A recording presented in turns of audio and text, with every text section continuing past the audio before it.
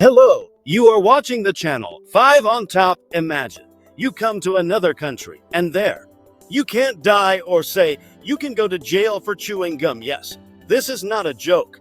There are laws in the world that will make you say, how does this even work? Today we will show you the top 5 most crazy laws from all over the planet, from a ban on Wi-Fi to fines for pigeons. Ready to be surprised?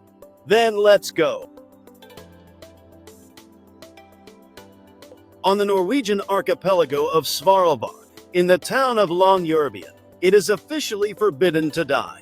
This ban is not a whim or an eccentricity, but a vital necessity based on scientific and sanitary considerations. Due to permafrost, bodies buried in the ground practically do not decompose.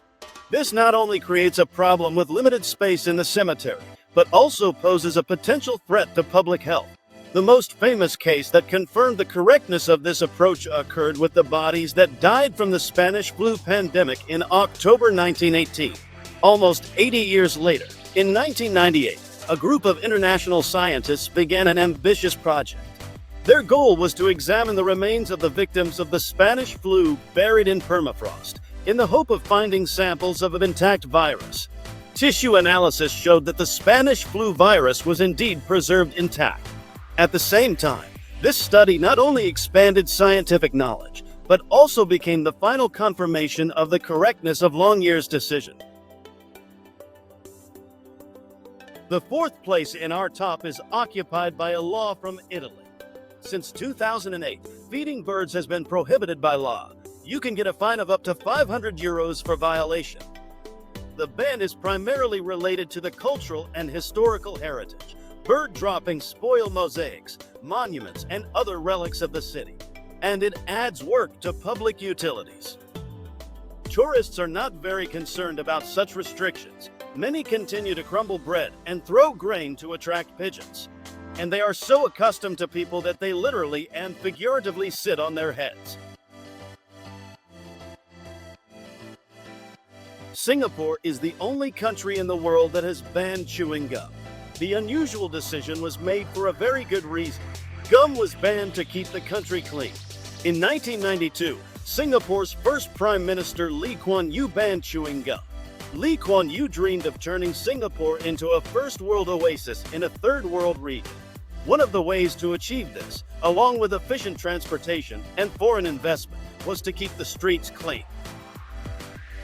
After the Manufacturing Control Act came into force, restricting the use, distribution, and trade of all types of chewing gum, the Singapore police began to severely punish anyone who left gum in public places by spitting it on the ground or sticking it under seats.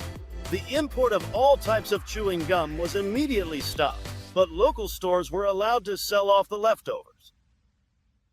The law, passed almost 30 years ago, still exists. However, as a result of the US-Singapore Free Trade Agreement signed in 2004, chewing gum can now be purchased in Singapore, but only for therapeutic purposes such as nicotine gum, and only for customers with a doctor's prescription.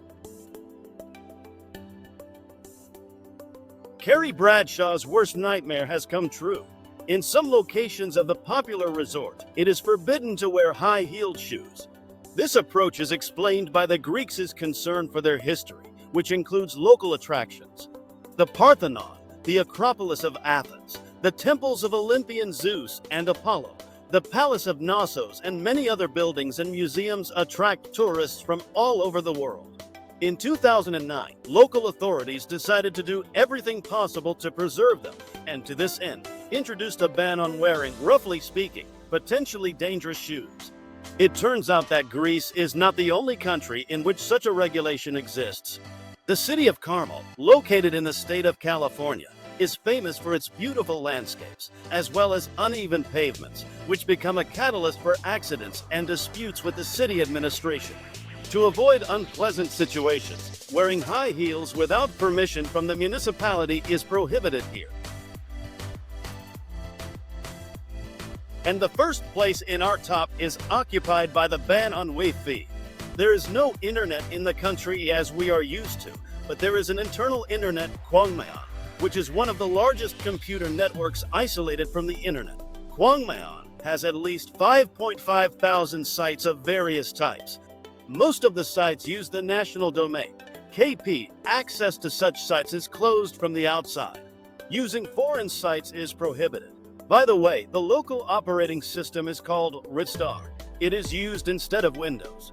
One of the features of the OS is that it periodically takes screenshots of the screen, which an ordinary user cannot delete. This is done so that, if necessary, the competent authority can check the computer for the use of prohibited content.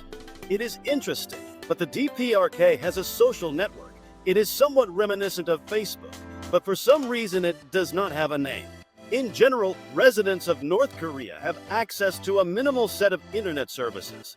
But only a few select people from the highest political and scientific elite, as well as employees of the special services, have access to the real World Wide Web.